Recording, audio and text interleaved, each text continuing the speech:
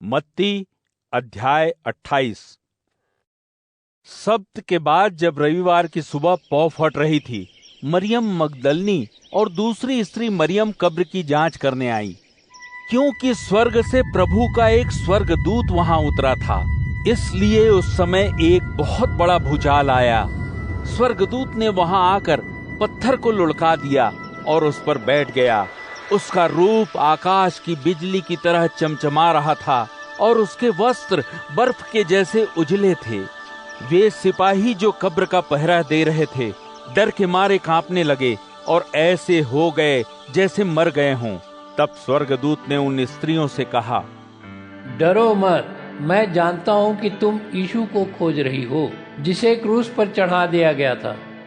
वह यहाँ नहीं है, जैसा कि उसने कहा था। वह मौत के बाद फिर जिला दिया गया है। आओ उस स्थान को देखो जहाँ वह लेटा था, और फिर तुरंत जाओ और उसके शिष्यों से कहो, वह मरे हुओं में से जिला दिया गया है और अब वह तुमसे पहले गलील को जा रहा है। तुम उसे वहीं देखोगे। जो मैंने तुमसे कहा है उसे याद रखो।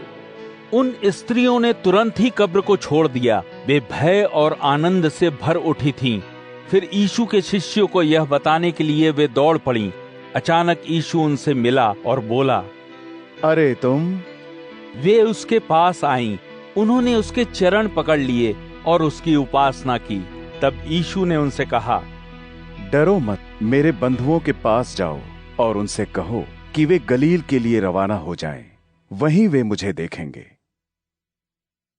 अभी वे स्त्रियां अपने रास्ते में ही थीं कि कुछ सिपाही जो पहरेदारों में थे नगर में गए और जो कुछ घटा था उन सब की सूचना प्रमुख याजकों को जा सुनाई। सो उन्होंने बुजुर्ग यहूदी नेताओं से मिलकर एक योजना बनाई। उन्होंने सिपाहियों को बहुत सा धन देकर कहा कि वे लोगों से कहें कि यीशु के शिष्य रात को आए और जब हम सो रहे थे उसकी लाश को चुरा ले गए। यदि तुम्हारी यह बात राज्यपाल तक पहुंचती है तो हम उसे समझा लेंगे और तुम पर कोई आँच नहीं आने देंगे। पहरेदारों ने धन लेकर वैसा ही किया जैसा उन्हें बताया गया था, और यह बात यहूदियों में आज तक इसी रूप में फैली हुई है। फिर 11 शिष्य गलील में उस पहाड़ी पर पहुंचे जहां जाने को उनसे यीशु ने कहा था। जब उन्होंने यीशु को देखा तो उसकी उपासना की, यद्यपि कुछ के मन में संदेह था।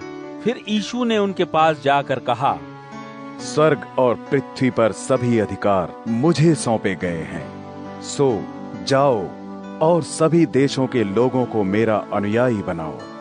तुम्हें यह काम परम पिता के नाम में, पुत्र के नाम में और पवित्र आत्मा के नाम में उन्हें बपतिस्मा देकर पूरा करना है।